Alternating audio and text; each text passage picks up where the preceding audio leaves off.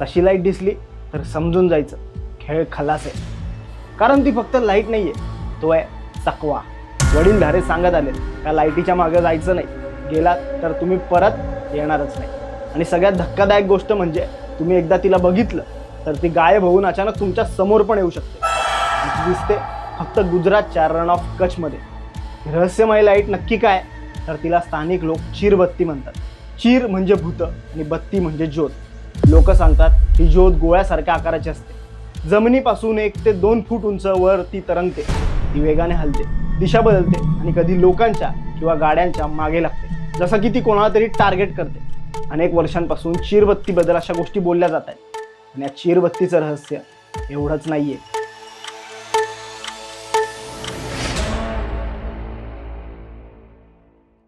जगातलं सगळ्यात मोठं मिठाचं वाळवंट म्हणजे गुजरातचं रण ऑफ कच्छ.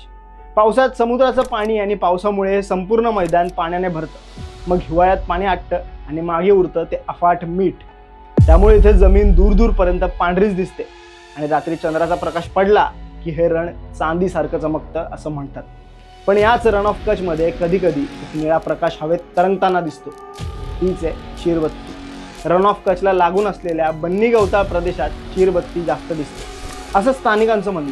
ती लाईट अचानक दिसते, तिचा रंग कधी निळा, कधी लाल, तर कधी पिवळाही होतो. ती एका जागी स्थिर राहत नाही, ती हालचाल करते.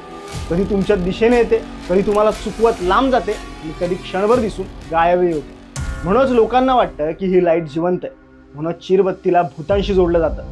एकदा एक व्यापारी रात्रीच्या वेळी या भागातून जात होता. चारही बाजूला पांढरं रण, वर काळोख आणि दूर दूरपर्यंत माणसाची चाहूलही नव्हती. तेवढ्यात त्याला समोर एक प्रकाश दिसला. तो थांबला. प्रकाश गायब झाला, मग पुन्हा दिसला. तो त्या प्रकाशाच्या मागे गेला. तो चालत राहिला आणि त्याला कळालंच नाही तो कुठे पोहोचलाय.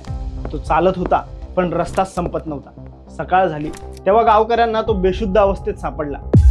या आणि अशा अनेक कथा चीरबत्तीच्या बाबतीत प्रसिद्ध आहेत. चीरबत्तीबद्दल सायन्स काय सांगतं, तर यामागे एक थिअरी अशी आहे की या भागात सडलेल्या वनस्पतींमुळे मिथेन आणि फॉस्फिन सारखे गॅस तयार होतात.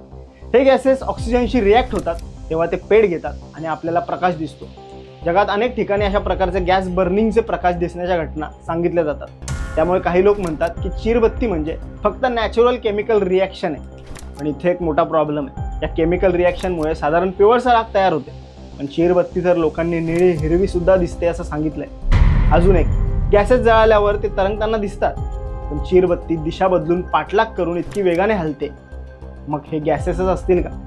म्हणूनच ही थिअरी सगळ्यांना पटत नाही. त्यामुळे हे रहस्य आणखी वाढतं. चीरबत्ती फक्त स्थानिक लोकांनी बघितली असं नाही. काही रिपोर्ट्सनुसार असंही बोललं जातं की BSFचे जवान आणि अमेरिकन संशोधकांच्या एका टीमने सुद्धा चीरबत्ती पाहिल्याचं सांगितलंय. ही गोष्ट लोकांना अजूनच अस्वस्थ करते, कारण अफवा म्हणायचं म्हटलं तर इतके लोक एकसारखं वर्णन करतात.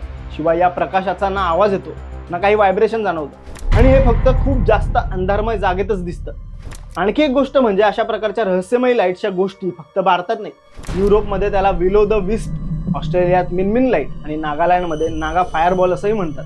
म्हणजे वेगवेगळ्या देशात वेगवेगळ्या नावांनी अशा रहस्यमय लाईटच्या कथा प्रसिद्ध आहेत. म्हणून चीरबत्ती आजही अर्धी उलगडलेली आणि अर्धी रहस्यमय आहे. सायन्सकडे थिअरी आहे पण ती पूर्ण नाही. लोकांकडे कथा आहेत पण त्या सिद्ध नाहीत. आणि रण ऑफ कच्छमध्ये आजही जे रात्री एकटे प्रवास करतात ते एक गोष्ट नक्की सांगतात, त्यांना चीरबत्ती दिसली. तुम्हाला काय वाटतं?